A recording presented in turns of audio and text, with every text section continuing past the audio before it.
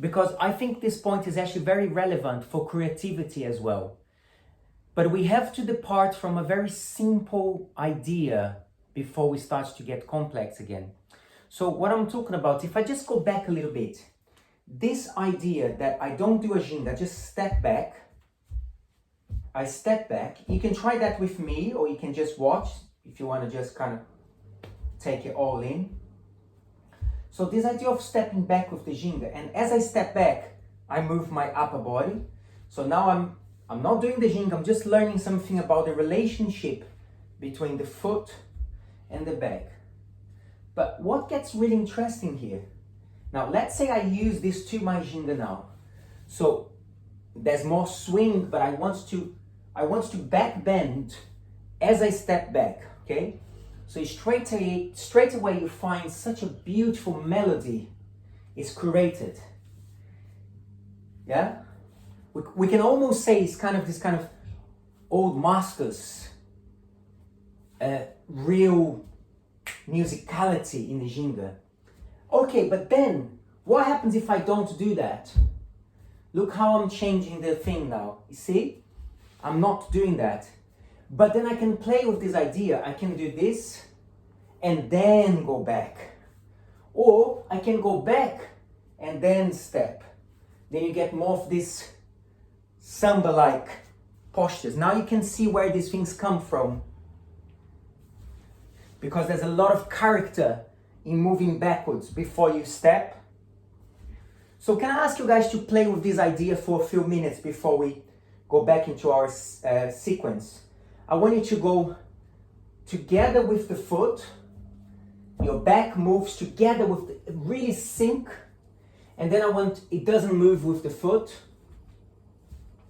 And then I want it to move after the foot is landed.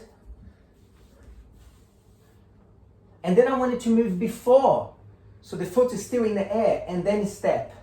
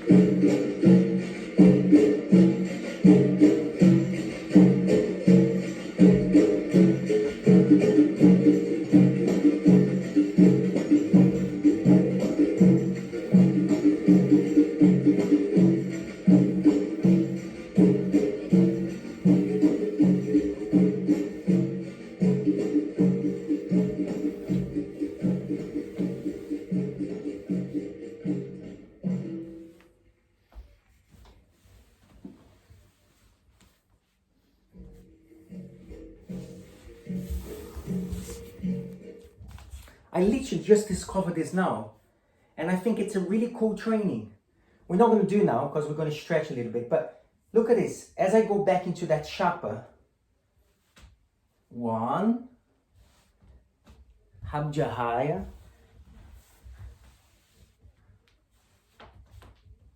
Chapa and Habjahaya slowly, look. It's really dancey, isn't it? Look. Let me big up the textures. I'm going to big up the textures now.